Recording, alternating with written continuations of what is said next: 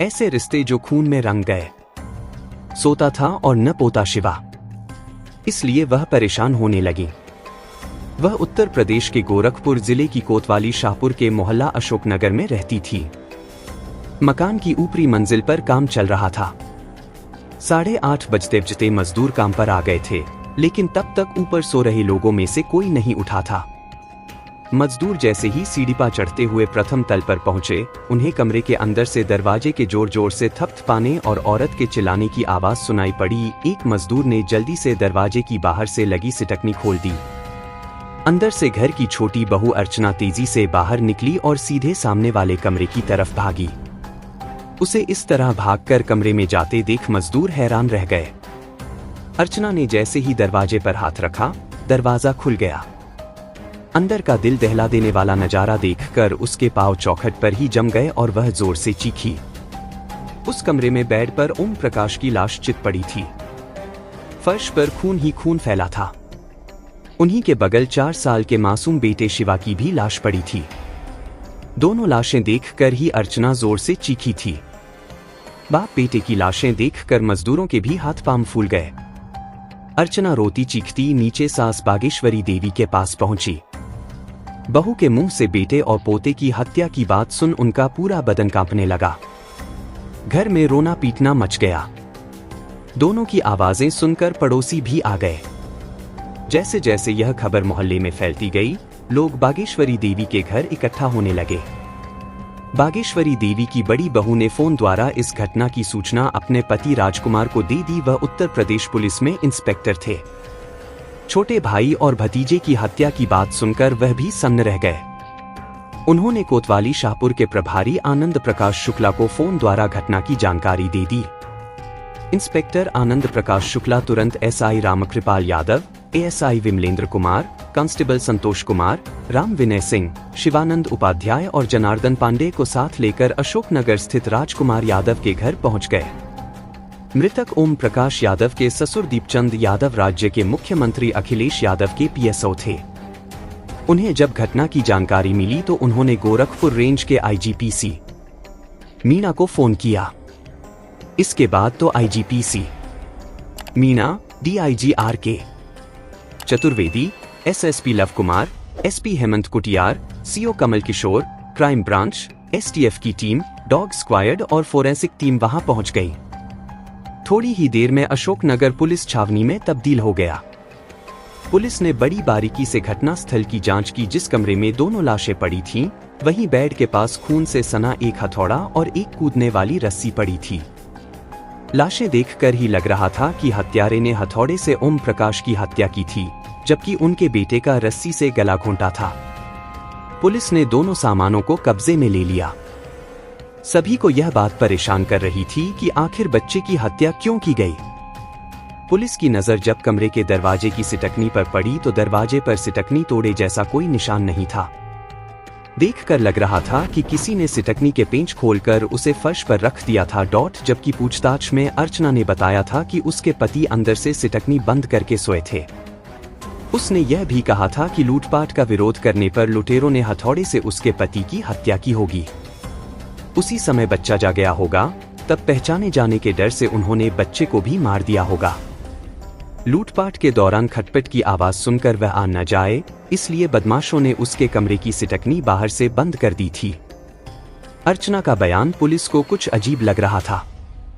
बागेश्वरी देवी के बड़े बेटे इंस्पेक्टर राजकुमार आ गए तो वह उस कमरे में गए जहां दोनों लाशें पड़ी थी। उन्होंने भी कमरे का निरीक्षण किया। उन्हें भी साफ लग रहा था कि यह लूट का मामला नहीं है। पुलिस ने घटनास्थल की कार्रवाई पूरी करने के बाद दोनों लाशों को पोस्टमार्टम के लिए भिजवा दिया। मृतक की मां बागेश्वरी देवी की तहरीर पर पुलिस ने अज्ञात के खिलाफ दोनों हत्याओं का मुकदमा दर्ज कर लिया। तकरीबन 7 साल पहले की बात है। यह मामला एक तो विभागीय था, दूसरे बात मुख्यमंत्री तक पहुंच चुकी थी, इसलिए उसी दिन शाम को आईजीपी मीना, एसएसपी लव कुमार ने SP city Hemant Kutiyar, SP crime branch Manik Chand और सीओ कैंट कमल किशोर को बुलाकर विचार विमर्श करने के साथ इस केस का जल्द से जल्द खुलासा करने के निर्देश दिए। एसएसपी लव कुमार के निर्देश पर थाना प्रभारी आनंद प्रकाश शुक्ला ने सबसे पहले मृतक ओम प्रकाश और उनकी पत्नी अर्चना के मोबाइल नंबरों की कॉल डिटेल्स निकलवाई। ओम प्रकाश की कॉल डिटेल्स से तो कुछ खास नहीं मिला, लेकिन अर्चना की कॉल डिटेल्स चौंकाने वाली थी। रात 12:30 से 1:30 बजे के बीच उसने एक नंबर पर कई फोन किए थे। जांच में पता चला कि वह नंबर फिरोजाबाद जिले के स्वामीनगर के रहने वाले अजय कुमार यादव का था और उसके फोन की लोकेशन दोपहर के बाद से लेकर उस समय तक गोरखपुर की थी। यही नहीं, इसके पहले भी उस नंबर पर अर्चना की दिन में कई बार लंबी लंबी बातें होती रही थीं। सारा माजरा पुलिस की समझ में आ गया। अर्चना शक के दायरे में आ गई, लेकिन पुलिस ने इस बात का एहसास किसी को नहीं होने दिया। अजय कुमार गोरखपुर में ही था, लेकिन पुलिस के पास उसका कोई फोटो नहीं था जिससे उसे पहचाना जा सके। अजय कुमार के फोटो के लिए पुलिस ने सोशल साइट फेसबुक खंगाली तो उसमें उसका फोटो मिल गया, लेकिन फेसबुक पर पड़े उसके फोटो देखकर एक बारगी पुलिस को झटका सा लगा, क्योंकि एक फोटो में वह समाजवादी पार्टी के सुप्रीमो मुलायम सिंह यादव के साथ बैठक में था तो दूसरे फोटो में मुख्यमंत्री अखिलेश यादव से हाथ मिला रहा था। उन्होंने यह बात एसएसपी लव कुमार को बताई तो उन्होंने कहा कि स्थितियों से साफ लगता है कि इन हत्याओं में उसी का हाथ है, इसलिए उसे तुरंत गिरफ्तार करो। देर होने पर वह हाथ से निकल सकता है। मोबाइल की लोकेशन से पुलिस को पता चल गया था कि अजय कुमार बस अड्डे पर है। पुलिस को फोटो मिल ही गया था, इसलिए 22 जनवरी की सुबह पुलिस ने बस अड्डे को घेर लिया। बस अड्डे पर भारी मात्रा में पुलिस बल देखकर अजय ने भागने की कोशिश तो की, लेकिन वह भाग नहीं सका। पुलिस उसे पकड़कर सीधे शाहपुर कोतवाली ले आई। अजय कुमार के पकड़े जाने की सूचना मिलते ही एसएसपी लव कुमार और एसपी सिटी हेमंत कुटियार थाने आ गए। अजय ने खुद को समाजवादी पार्टी का नेता बताते हुए बिना वजह थाने लाए जाने पर रौब तो खूब झाड़ा, लेकिन जब उसके सामने कॉल डिटेल्स रखी गई तो उसकी सारी हेकड़ी निकल गई। रुआसी आवाज में हाथ जोड़कर उसने पुलिस अधिकारियों के सामने गिड़गिड़ाते हुए कहा, सर, मुझसे बहुत बड़ी गलती हो गई। अर्चना की बातों में आकर मुझसे यह अपराध हो गया। उसी ने मुझ पर पति और बच्चे को रास्ते से हटाने का दबाव डाला था, का पद पा लिया। फिर तो उसका बड़े नेताओं के बीच उठना बैठना होने लगा। ऐसे में ही उसका फोटो सपा सुप्रीमो मुलायम सिंह यादव और प्रदेश के मुख्यमंत्री अखिलेश यादव के साथ भी खिंच गया, जिसे उसने फेसबुक पर अपलोड कर दिया। इस फोटो को काफी लोगों ने लाइक किया। इसी दौरान अजय ने दूसरी शादी कर ली। दूसरी पत्नी से 2 बच्चे पैदा हुए, लेकिन दूसरी पत्नी से भी उसकी अनबन रहने लगी और वह भी नाराज होकर बच्चों के साथ मायके चली गई। यह 2 साल पहले की बात है। इधर पार्टी विरोधी गतिविधियों की वजह से अजय को पार्टी से निकाल दिया गया, लेकिन उसके उस फोटो को देखकर अर्चना तो उससे प्रभावित हो ही चुकी थी। अजय और अर्चना की दोस्ती होने के बाद जब तब उनकी फोन पर भी बातचीत होने लगी थी। जल्दी ही उनकी दोस्ती ने प्यार का रूप ले लिया। दोनों ही एक दूसरे को दिलोजान से चाहने लगे। इसी का नतीजा था कि अर्चना ने अजय को अपने मायके लखनऊ में मिलने के लिए बुला लिया। उसने उसे मायके में इसलिए बुलाया था ताकि मिलने में कोई बाधा उत्पन्न न हो। वहां मां के अलावा घर में कोई और नहीं रहता था। पापा दिन में ड्यूटी पर चले जाते थे। छोटी बहन वंदना की शादी ही हो चुकी थी। वह अपनी ससुराल में रहती थी। पति से बहाना करके अर्चना बेटे को लेकर मायके आ गई। अजय उसके दिए पते पर लखनऊ पहुंच गया। अर्चना ने मां से अजय का परिचय पुराने दोस्त के रूप में कराया। इसके बाद दोनों एकांत में मिले तो खुद को रोक नहीं पाए और वासना के प्रवाह में ऐसे बहे कि मर्यादा भंग कर बैठे। अपने कमरे से निकली और पति के कमरे में गई। देखा कि बाप बेटे गहरी नींद में सो रहे हैं तो वापस आई और अजय को हथौड़ा और रस्सी थमाकर एक बार फिर पति के कमरे में आ गई। अर्चना ने उसे पति पर वार करने के लिए इशारा किया तो अजय ने हथौड़े से ओम प्रकाश के सिर पर पूरी ताकत से वार कर दिया।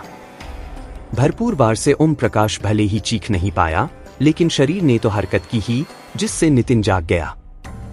पापा को मारते देख वह चिल्लाने लगा। अर्चना डर गई।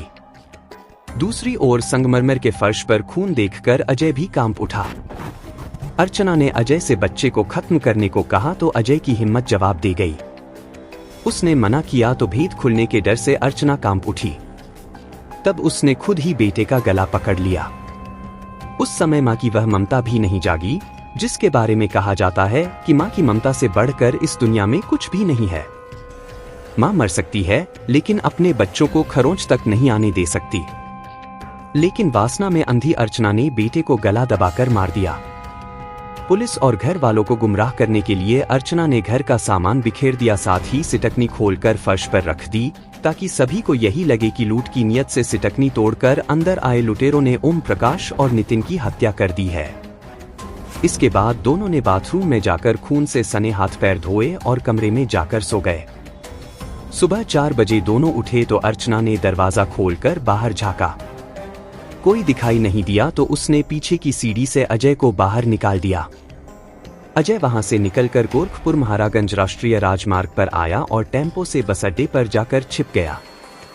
वह वहां इसलिए रुका था क्योंकि अगले दिन अर्चना भी उसके साथ जाने वाली थी। वह अर्चना को ले जा पाता उसके पहले ही पुलिस ने मोबाइल की लोकेशन के आधार पर उसे पकड़ लिया।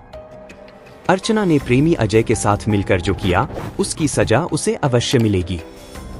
अब उनकी बाकी की इंशजदगी जेल की सलाखों के पीछे बीतेगी। लेकिन अर्चना को अभी भी अपने किए का दुख नहीं है। कथा पुलिस सूत्रों पर आधारित।